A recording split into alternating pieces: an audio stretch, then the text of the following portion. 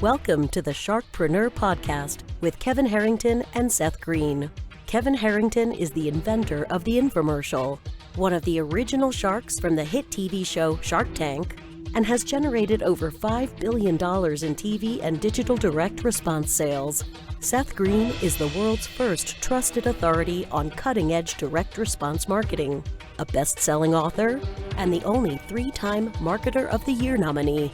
On the podcast, Kevin and Seth interview sharkpreneurs who share straight talk on what it takes to explode your business. Do you want to become insanely successful? Do you want to be the go-to guru in your industry? Do you want to be talked about for all the right reasons? For over 40 years, Kevin Harrington has helped people just like you become significant influencers. Now he's broken the process down in the Key Person of Influence roadmap, and it's yours for free. Just text KPI to him at 727-888-2100. Text KPI to 727-888-2100 right now and claim your free step-by-step guide. Text KPI to 727-888-2100 to get the recognition you deserve and experience the success as the go-to voice everyone listens to in your industry today. Welcome to the SharkPreneur podcast. This is your co-host, Seth Greene. Today I have the good fortune to be joined by Marley Jaxx of MarleyJaxx.com. Her roster of clients includes such legendary thought leaders as Alex Charfen, Rachel Pedersen, Stephen Larsen, Daymond John, and many, many others. Regardless of niche or location, Marley and her team of experts aid visionary entrepreneurs in achieving maximum impact and profit through the power of omnipresent video. Marley, thank you so much for joining us.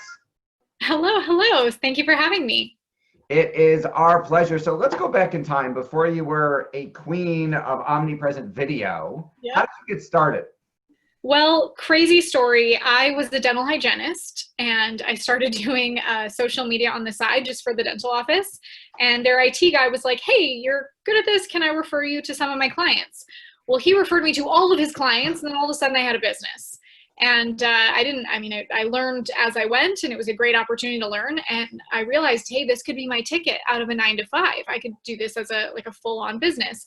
So I started learning more about it and I started making videos so that I could get my content out there more, that I could get more visible. And some of those videos really started to take off. And then I thought, well, what if I do videos like this for my clients too? And then some of those videos really started to take off. And it grew from there. All right, so I'm sure the longer version, if it doesn't, should be in a book somewhere. So let's break that down a little bit. So when you say those videos took off or your videos took off, what does that could mean different things to different people. What does that mean for you?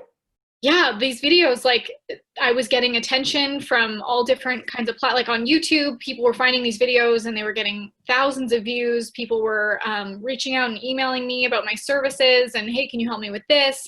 And these videos were things that were discoverable organically, even though I posted them like months ago. And even now, it's been years. I started posting those videos in 2016 and they're still generating leads and clients for me. So I was like, there's something really cool here that I don't have to keep chasing after content, that these videos are still bringing me business every day. Awesome. So what should be, as entrepreneurs, what should be our goal? You know, we see things like the Harmon brothers produce a Squatty Potty viral video, right, or Camp Chef or something like that. And obviously most of us aren't really thinking, hey, we're an entrepreneur, we're not really going to go viral. Why is viral a misconception and what do we really need to actually make it work? Yeah. The biggest thing is creating content that provides value for your audience. But one of the things that I speak about so much, that I get so fired up about, is sharing your stories and some of the vulnerability about who you are as an entrepreneur.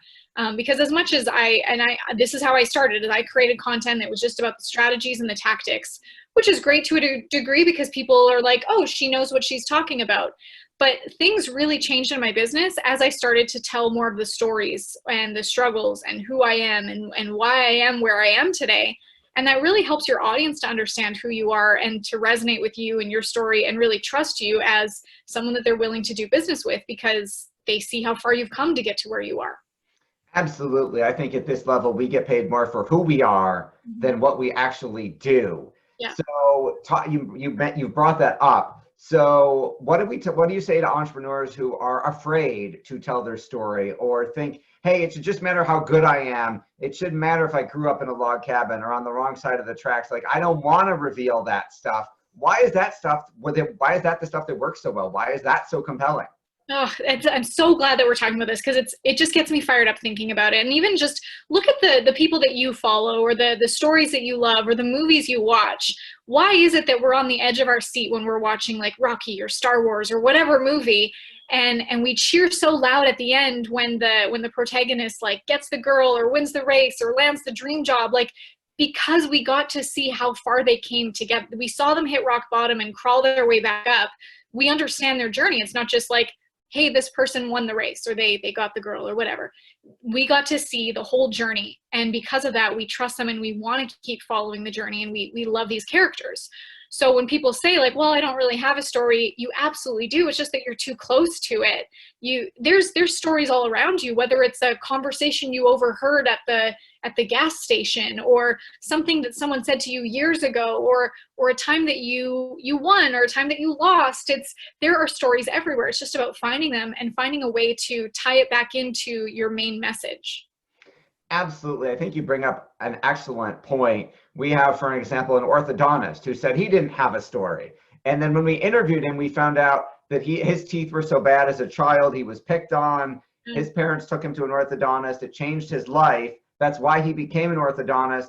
And he now owns the practice that he went to as a kid. Yeah. And I said, oh my, like when he told it, he was teared up. He was crying.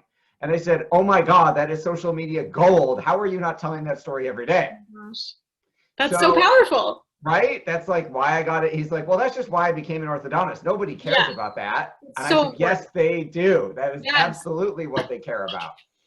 They don't care that you have the latest whiz-bang Invisalign technology. They care why you do what you do. Exactly. So how do you help entrepreneurs get over that fear? How do you help them get their message out? How do you help them actually craft that story in a way that sells? One of the first things that we do with our clients is we help them define that message. And we always speak about how our content is impact-driven, profit-focused. So we start with the impact. It's like reverse engineering. How do you want to make your audience feel? For me, I personally say like, I want to have a mix of heart and humor. So I'm going to be vulnerable, and then I'm also going to be funny and like be open to making fun of myself, and we can all laugh together. And then tie that back into like, my purpose is helping other entrepreneurs lead their movements and become better leaders. And then when we do the same thing with clients, whether they're a orthodontist or an author or a speaker, anything, like it's how do you want your audience to feel, and what are the stories? We create a story inventory. So kind of like what I said, there's stories everywhere, whether some of you overheard at the gas station. We create this story inventory starting with your origin story, going into your childhood, going into why you became an entrepreneur, the beginning stages of entrepreneurship, the struggles, the triumphs, and then also building on that as you are growing in your business, the things that happen day to day. And so we build these story inventories, but then we also build out what's the value ladder. So the client's offerings from low ticket to high ticket, the entry level to the highest point that someone can work with them, and building out how do we put these stories into sharing the strategies and the tactics that then lead into them joining their email list or reaching out for to join a course or a coaching program, something. So we're reverse engineering how we want the audience to feel, how we want them to be impacted, and then also reverse engineering how do we then bring these people into their value ladder. By the first step is usually a freebie, a lead magnet. Click the link below for my free fill in the blank. Yep. Okay, so you have worked with some household names, at least in our industry, and some folks people might recognize from TV. How are you why do those people, we think they have it all together. We think that, they're the people on stage. Why do they need help telling their story? And maybe that makes us feel better. Well, I mean, of course, these people are, I admire them so much, and we get to see the outside world. But even, Alex Charfen, that's one of the names that you mentioned. He is very open and honest and transparent on his Instagram stories. That's one of the platforms that I follow him on the most, because I love seeing what his world is like, and that he's so open and honest about what real life looks like. And I think just for anybody, often because we are living it, we are too close to it.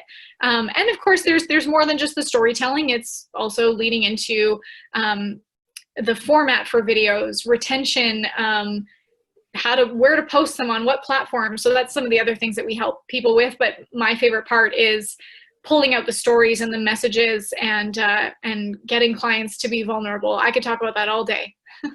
Well, we don't, I wish we had all day, but I understand your time is valuable. So let's go back in time for another minute.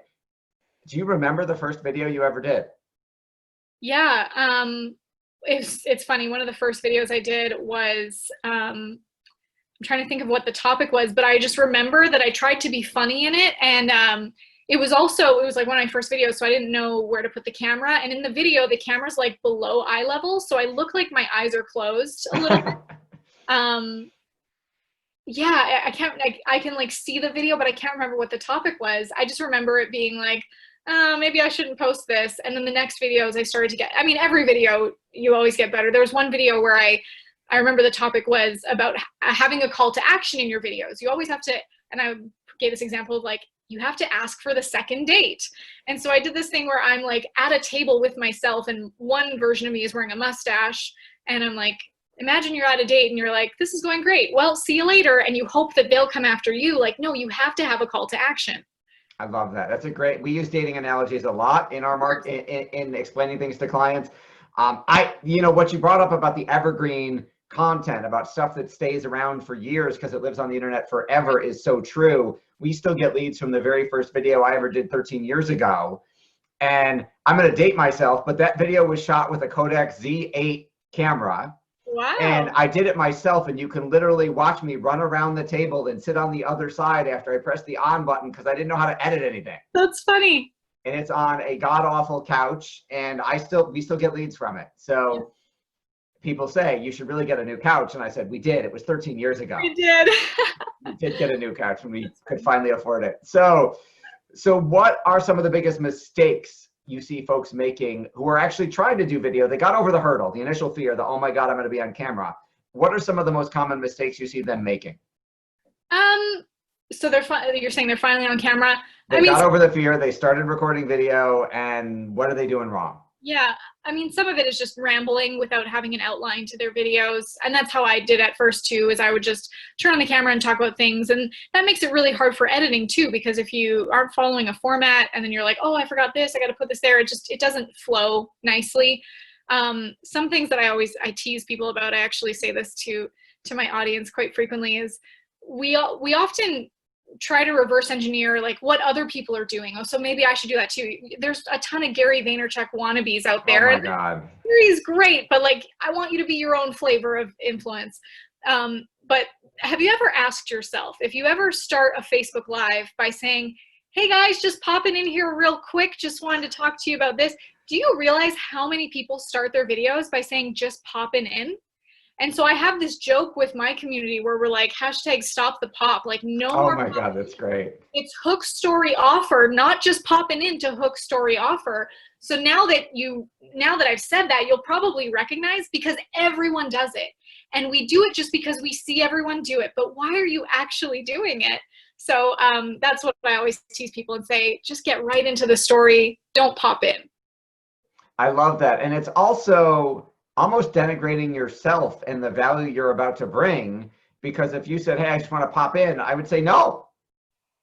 You're not gonna, I'm not giving you 5 minutes of my time to pop in. Tell me what you want to talk about. Give me a compelling reason to watch or listen to you. So It's almost like they're downplaying the importance of what they're about to say. Exactly. Which segues into my next question, which is, you talked about the hook story offer framework. For our folks, a small number of them who are watching who don't actually know what that is, can you briefly explain it? Yeah, this is a concept from Russell Brunson's books, .com Secrets or Expert Secrets. He speaks about them in a lot of his content. So hook story offer, that the beginning of your content should have that compelling hook that gives the viewer or the listener, the reader, whatever, a reason to keep wanting to stay. It gives them that reason to retention. Because if they, they're captivated from the beginning, we have a better chance that they're going to stay throughout the story and then stay towards the offer. So when you have that compelling hook right at the beginning, it grabs their attention. And then you go into the story. And Russell also talks about the frameworks of teaching, where it's that you teach the story and then you teach the strategies and the tactics, because if you teach the story, that's how your audience knows how you learned it, how you earned it, and they're going to buy in more to the reason why you're sharing this. Like, I understand the pain you had to go through to become who you are today. So if I can learn from you, that's going to help, escalate or accelerate my progress, because I'm learning from someone who's been through it. So spending a lot of time in the story is really important. So the hook captures their attention. The story allows them to know who you are and the journey that you had to go through to get this information. And then the offer is typically the call to action. You're still giving the content, the meat and potatoes, the strategies and the tactics. And then the offer is the call to action. So I've given you the steps to XYZ, but now if you click the link below, I'm going to give you my full framework in the form of some kind of lead magnet, or it can be straight to a course or a sales page or something. Awesome. So talk a little bit about Marley Jaxx Productions and how you're helping entrepreneurs and business owners get their messages out. Yeah, and that's my favorite thing to do is we work with entrepreneurs who have an impact-driven message that they're going to change the world in their own little way. And something that we have services where we create all of their video content for them. We batch film 6 months of content in 3 days, and then release and publish, promote all of their content for 6 months. But we also have like do-it-yourself courses, challenges, and a coaching program where we can work with you or train your team to implement it in-house. So we work with do-it-yourself, done with you, done for you, all different levels of entrepreneurs. Awesome. What do you like best about what you do? Just being obsessed with the clients and their message and their purpose. Like I get on calls with people and they're in all different industries, but everything they do is, they're so fired up about why they do what they do. And it inspires me. I was on a call last week with a bunch of pawn shop owners. And I don't know very much about that industry at all, but I teared up on that call because of how passionate they were about what they do and how they get to help people in their community and how much they love. They're typically they're family-owned businesses, and I learn new things about industries all the time, and to be able to understand their passion and their heart and why they do what they do, it just inspires me to be able to work with more people too, knowing that they're gonna get their little piece right in changing the world. That is awesome. With all the success you've achieved, what's your biggest challenge? Balance, entrepreneur, work-life balance, relationships.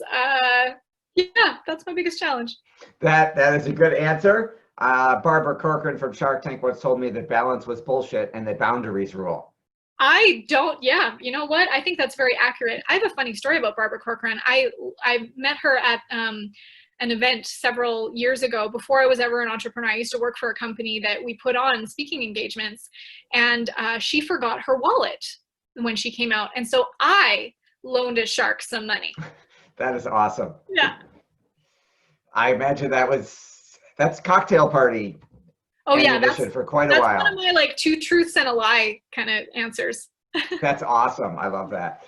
So what are the trends? Obviously Facebook Live is huge, live video. What are some of the things you see, like kind of what's next, what's coming down the pike? TikTok is really, I don't spend a ton. I enjoy watching TikToks. My daughters are on it all the time. Fun. I love Instagram stories. I think a lot of entrepreneurs should be spending time on Instagram stories. I think that's a lot of the the VIP behind the scenes kind of content that continues to grow that intimacy level with your audience. My Instagram stories, I'm on there all the time, and I get a lot of comments from people saying that this is so cool to see the behind the scenes of your world. And I personally try to make it my playground to be a stand-up comedian only on Instagram stories. I've never done stand-up comedy on a stage, but I think it's a really great way to get your audience watching. And because the content disappears in 24 hours, it has that urgency and scarcity built into it. So people are typically more engaged watching it. That is very cool. Talk to us a little bit about the team you've got that's helping you do all this amazing stuff. Yeah, we have a team of, I think we're at 16 people now. We just hired a new social media manager. So I never knew how much I was going to love being a leader. And that's one of my favorite areas of personal development and professional development to continue to grow in, is how can I be a better leader for my team, for my clients, for my students, so that first I started this business as myself, the chief everything officer. And then starting to build a team around me, it went from me to we, and then knowing that my team can also take care of our clients and students. It then becomes they, that like me to we to they, that then now our students are the people who are also spreading our message. And I can't do that without the team that I have. I used to think if you want something done right, you got to do it yourself. But that is such a limiting belief to think that in my 24 hours in a day that I can only do these things. There are people on my team who, like, sure, I can do my taxes and I can write copy and I can check my emails, but there are people on my team who do it a lot better than I do, so that I can focus on my zone of genius. That is awesome. And what else do you want to share that I didn't think to ask you? We talked about the storytelling, the vulnerability. That's just one of my favorite things. And one of the things that I say a lot in my content that I would love to repeat here is for people that think, well, I can't, or I don't have anything important to share. I spoke at Funnel Hacking Live earlier this year. I spoke on stage in front of 5,000 people, shared the stage with Tony Robbins and Russell Brunson and several other just amazing big names of people that I look up to. But a few weeks before that, I had announced that my marriage ended. And it was a very vulnerable time for me. And there were a lot of eyes on me because of that. That first of all, I'm going on the biggest stage of my life and am going through the biggest transition of my life as well. And one of the things that I shared from stage is that you have to share this content. You have to share your stories, even in the times that you don't want to, because if you don't, your audience is drowning without you. And if I let that part of my life negatively impact me to the point where I stopped creating content, it wouldn't just impact me. So you have to share your content, and helping people doesn't stop just because your life isn't perfect. No one's is. So lean into that vulnerability, lean into those stories, and share it with the people who need it, because they do need it. I love it. That's great advice. You mentioned Russell Brunson's book, so I'm going to give you a disclaimer that you can't use those. Other than Russell's, what are your top 3 favorite books? Good disclaimer there. Okay. Alex Charfen's book, The Entrepreneurial Personality Type, that explained to me why I am the way that I am. I also, let's see. I'm trying to look around my office now for other books. Alex Charfen, it's on the tip of my tongue. Psycho-Cybernetics. That's a book about just mindset, personal development, growth. Gosh, it's so great. I want to read it again. And then I'm also reading a book about relationships called Mating in Captivity by Esther Perel. All right, that's one that I haven't read. All right. It's fascinating. All right, that's awesome. Marley, we know your time is valuable. We greatly appreciate it. For our folks watching and listening, go to Marley Jaxx with 2 X's, .com. Marley, thanks again for joining us. Thank you. Thanks everybody for watching or listening. We'll talk to you next time. Do you need money to fund your idea, product, or service? Are you ready to take your business to the next level but need capital to get it done?